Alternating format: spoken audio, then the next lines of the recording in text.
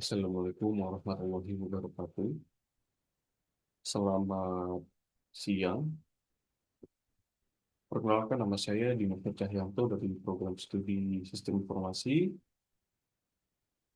Pada kesempatan kali ini saya akan memaparkan materi mengenai ujian tengah semester mata kuliah Enterprise Resource Planning yang berjudul Perancangan Sistem Pos dan Monitoring Penjualan Berbasis Digital yang mengambil pada sampel topography Ahok.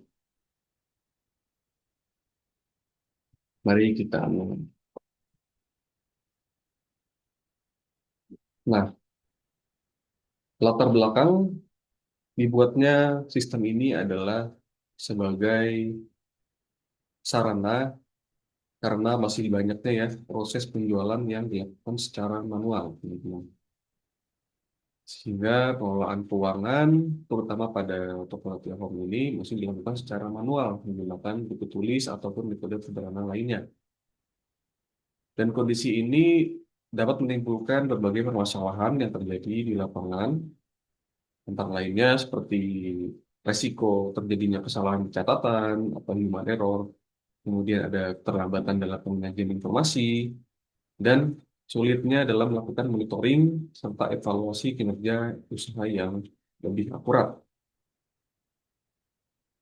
Oleh karena itu, kita diperlukannya sistem POS yang dapat membantu proses penjualan menjadi lebih cepat, akurat, dan terintegrasi. Nah, mengenai permasalahan, permasalahan yang terjadi di sini adalah berdasarkan kondisi tersebut, terdapat beberapa permasalahan utama, yaitu pertama, data penjualan tidak terintegrasi, teman-teman. Mengapa? Karena pencatatan yang tidak selalu terintegrasi ini dapat menyebabkan sulitnya koordinasi antar pemangku yang dapat menyebabkan seringnya terjadi miskomunikasi, sehingga menjadikan kesalahan dalam penginputan data.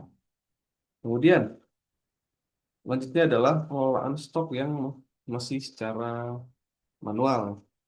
Karena adanya berbagai macam produk yang ditawarkan, menjadikan sulit ya bagi pemilik atau owner untuk memastikan bahwa produk yang diperlukan sedang habis ataupun membutuhkan pemasukan segera demi layanan konsumen. Nah, selanjutnya ada lamanya dalam proses data laporan. Dengan segala pencatatan yang masih manual ini, segala bentuk laporan seperti laporan keuangan, laporan bulanan, serta catatan stok, ini dapat menyebabkan laporan menjadi tidak real time dapat dalam penyajiannya. Kemudian ada sulitnya monitoring keuntungan atau laba. Karena catatan manual ini, laporan keuangan masih dapat menimbulkan resiko terkait keamanan keuangan, serta monitoring terkait keluar masuknya keuangan apabila pencatatan dilakukan secara acak dan tidak rapi. Nah, tujuan sistem ini adalah yang pertama, kita harus kita dapat membantu proses transaksi penjualan, teman-teman. Kemudian kita dapat mempermudah transaksi. Kemudian juga otomatisasi perhitungan dan pengurangan stok, kemudian menyediakan laporan penjualan secara real time, dan mempermudah owner dalam melakukan monitoring usaha. Nah, ini adalah alur sistem dari yang sudah berjalan.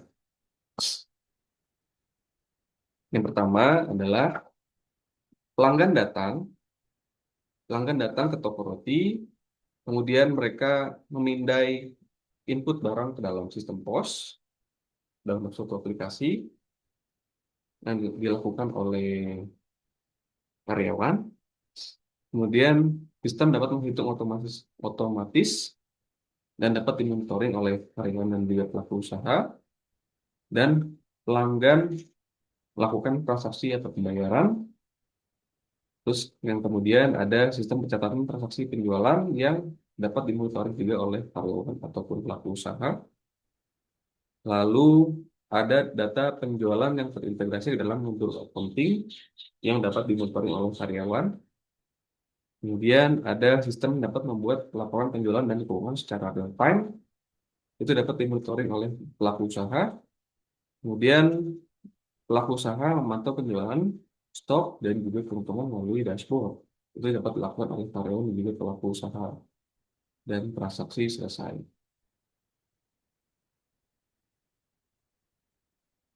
Nah, dalam proses ini, proses dimulai dari pelanggan datang, kemudian pasar dapat meliputnya di dalam sistem pos, dan selanjutnya akan menghitung secara otomatis. Kemudian setelah barang selesai, dalam transaksi akan langsung dapat tersimpan di dalam database dan stok barang otomatis berkurang ya. Dan laporan penjualan dapat diperbarui secara real time. Begitu teman-teman.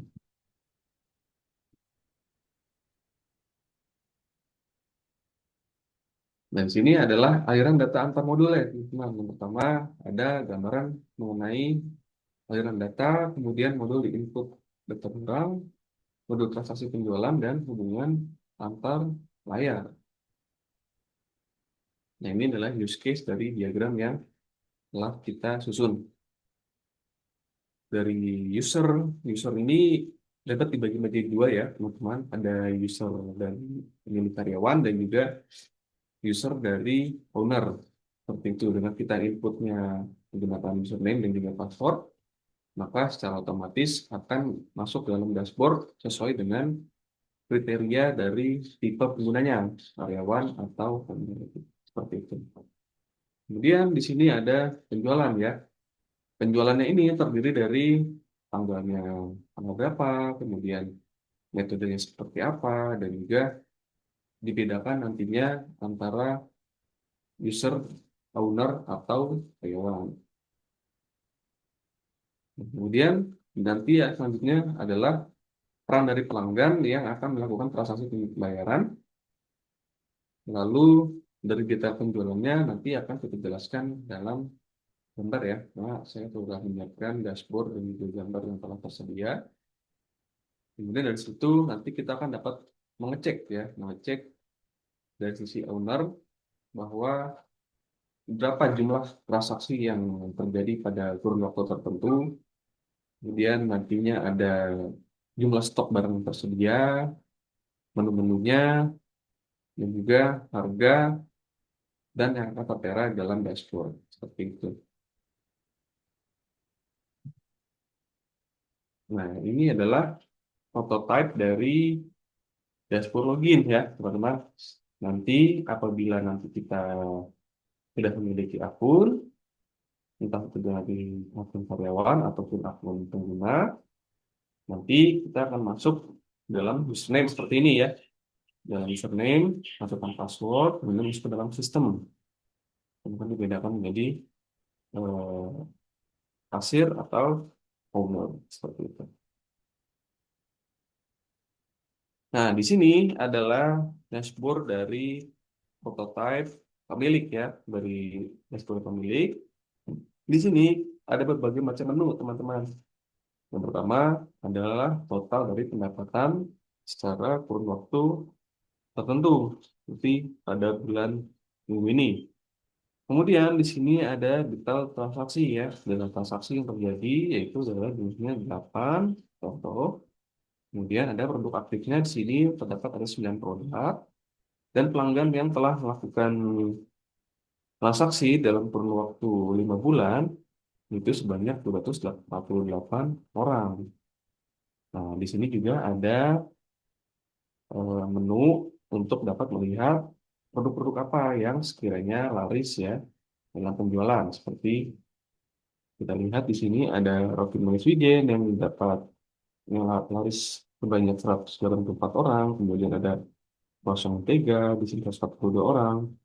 Ada coklat, roti tawar spesial, dan roti laris keju ya, seperti itu. Ini adalah produk-produk yang terlaris. Nah, di sini adalah prototipe dari dashboard karyawan atau kasir gitu ya. Nah, di sini kita dapat melihat perbedaannya ya, teman-teman ya. Kalau di owner, perbedaannya adalah kita tidak bisa melihat produk-produk yang terlaris. Kemudian, untuk penjualannya tidak diakumulasikan seperti milik owner ya. Kalau milik owner di sini diakumulasikan teman-teman pendapatan selama 5 bulan ya, seperti itu. kemudian barang yang terjualnya, di sini ada stok yang menipis ya, seperti beberapa item, seperti itu. Kemudian di sini adalah eh, fokus pada transaksi terakhir, seperti itu. Nah, kemudian di sini adalah daftar-daftar barang serta harga ya, harga yang tertera pada aplikasi. Di sini ada menunya, kemudian ada kode barangnya, kemudian ada kategorinya, roti tawar, roti manis, dan lain-lain. Kemudian ada harga, jumlah stoknya, dan kita bisa tambahkan ataupun kita hapus. Seperti itu. Nah, kalau aliran data modulnya,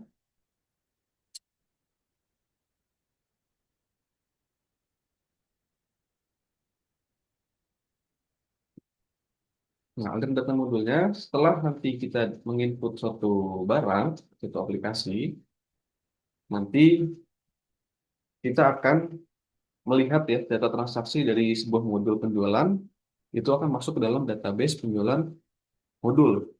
Dan kemudian nanti sistem akan secara otomatis memperbarui stok barang dan menghasilkan laporan keuangan secara real time. Seperti itu. Nah, di sini adalah relasi transaksi produk ya. Dan ini adalah contoh dari struk pembayaran yang telah dilakukan oleh pembeli dan dapat dilihat oleh karyawan maupun pemilik. Seperti itu. Dan di sini pelanggan di toko roti Hawk ini memiliki pemilihan produk hingga pembayaran dan juga struk ya. Kemudian di sini adalah mockup layar kasir dapat menampilkan keranjang, total diskon, dan juga tombol konfirmasi penjualan secara intuitif.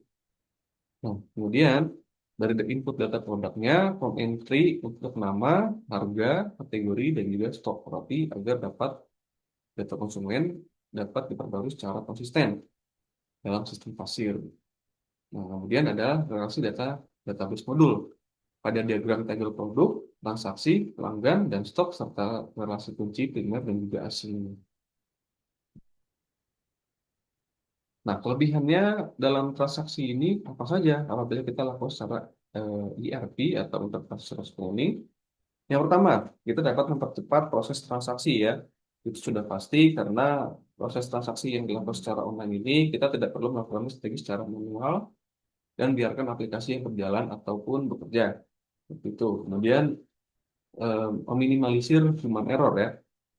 Apabila terjadi kita lakukan secara digital ataupun secara website menggunakan aplikasi, itu pasti akan meminimalisir terjadinya human error. Human error di sini yang terjadi adalah seperti pencatatan yang tidak akurat, kemudian lupa dalam proses pencatatan, ataupun pencatatan yang dilakukan secara manual sehingga data-data tersebut hilang atau rusak entah kemana seperti itu. Kemudian adalah pengelolaan stok yang lebih akurat, teman-teman. Setelah seperti saya bilang tadi, apabila kita lakukan secara digital, maka stok ataupun barang secara otomatis akan berkurang.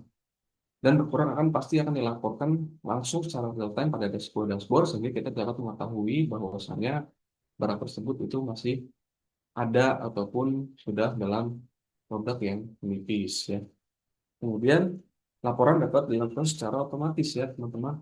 Apabila kita lakukan secara otomatis, maka catatan ataupun kebutuhan itu dapat kita lihat secara real time sehingga laporan dapat terrealisasi setiap bulannya seperti itu. Dan kemudian yang terakhir adalah owner dapat melakukan monitoring usaha kapan saja. Nah, seperti ini adalah sebuah hal yang sangat fleksibel ya teman-teman, karena seperti kita tahu bahwa pemilik ataupun pelaku usaha pasti memiliki kesibukan yang berbeda-beda. Dan secara aplikasi kita dapat memonitoring proses penjualan itu baik di rumah maupun di luar. Nah, kesimpulannya pada sistem pos berbasis digital ini kita dapat mengetahui bahwasannya pos digital ini mampu membantu proses penjualan menjadi lebih efektif dan efisien ya, teman-teman. Karena sistem dapat mempercepat transaksi, kemudian minimalisir dan mengurangi error, kemudian mempermudah monitoring usaha, serta menyediakan laporan penjualan secara real time.